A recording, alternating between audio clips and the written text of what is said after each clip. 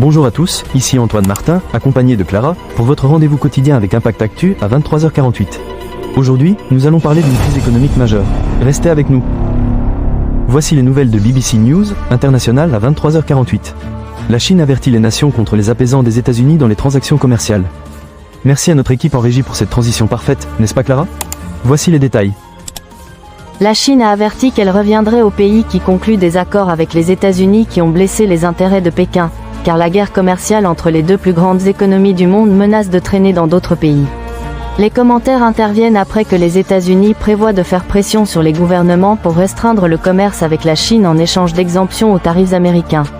L'administration Trump a commencé des pourparlers avec des partenaires commerciaux sur des tarifs, avec une délégation japonaise visitant Washington la semaine dernière et la Corée du Sud devrait commencer les négociations cette semaine. Depuis son retour à la Maison-Blanche en janvier, Trump a imposé des impôts élevés aux importations chinoises, tandis que d'autres pays ont également été frappés par des prélèvements sur leurs marchandises. L'apaisement ne peut pas apporter la paix, et les compromis ne peuvent gagner un seul respect, a déclaré un porte-parole du ministère du Commerce chinois. La Chine s'oppose fermement à toute partie atteignant un accord aux dépens des intérêts de la Chine. Si cela se produit, la Chine ne l'acceptera jamais et prendra résolument les contre-mesures. Les remarques ont fait écho à l'éditorial la semaine dernière dans le China Daily contrôlé par l'État, qui a averti l'Union européenne de ne pas essayer de « apaiser » les États-Unis. Les commentaires sont venus après que les États-Unis prévoient d'utiliser des négociations tarifaires pour faire pression sur des dizaines de pays pour imposer de nouveaux obstacles au commerce avec la Chine. La BBC a demandé au département du Trésor américain et aux représentants du commerce américain des réponses au rapport. Trump a déclaré que plus de 70 pays avaient contacté des négociations depuis l'annonce des tarifs. Si vous y mettez les chiffres, environ 20% de la rentabilité du Japon provient des États-Unis, environ 15% proviennent de la République populaire de Chine, a déclaré Jesper Koll, de l'opérateur de la plateforme de trading en ligne japonaise Monex Group. Certes, le Japon ne veut pas devoir choisir entre l'Amérique et la République populaire de Chine. Le Japon a lancé des négociations avec les États-Unis la semaine dernière lorsque son premier négociateur tarifaire, Ryosei Akazawa, a rencontré le président américain à Washington DC. Le président par intérim de la Corée du Sud, Han Duck-soo, a déclaré que son pays commencerait des pourparlers commerciaux avec les États-Unis plus tard cette semaine. Pendant ce temps, le vice-président américain, J.D. Vance, devrait rencontrer le premier ministre indien Narendra Modi lors d'une visite à la country cette semaine. L'Inde fait face à un taux tarifaire de 26% s'il n'est pas en mesure de conclure un accord commercial avec l'administration Trump. La semaine dernière, Vance a déclaré qu'il y avait une « bonne chance » qu'un accord commercial pouvait être conclu avec le Royaume-Uni. « Nous travaillons certainement très dur avec le gouvernement de Keir Starmer », a-t-il déclaré dans une interview avec le site web Nerd. Depuis l'inauguration de Trump, il y a eu une rafale d'annonces sur les tarifs.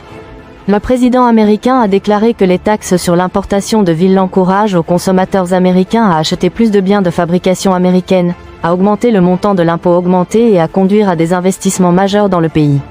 Mais les critiques ont déclaré que ramener la fabrication aux États-Unis est compliqué et pourrait prendre des décennies et que l'économie aura du mal entre-temps. Trump a également fait un retour en arrière sur bon nombre de ses annonces.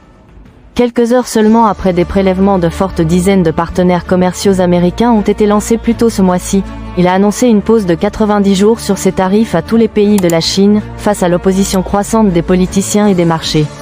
Trump a imposé des impôts jusqu'à 145% sur les importations en provenance de Chine. D'autres pays sont désormais confrontés à un tarif américain de 10% jusqu'en juillet.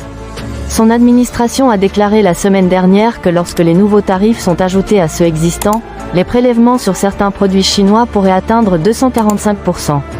La Chine a riposté avec une taxe de 125% sur les produits des États-Unis et a vu « combattre jusqu'à la fin ». La guerre commerciale entre les deux plus grandes économies du monde envoyait des eaux à travers les marchés financiers mondiaux ce mois-ci. Le géant postal cessera d'expédier des forfaits aux consommateurs américains après une augmentation des formalités administratives aux douanes. Le magnat et le conseiller de Donald Trump ont déménagé ses entreprises de la Californie vers un centre du Texas principalement rural.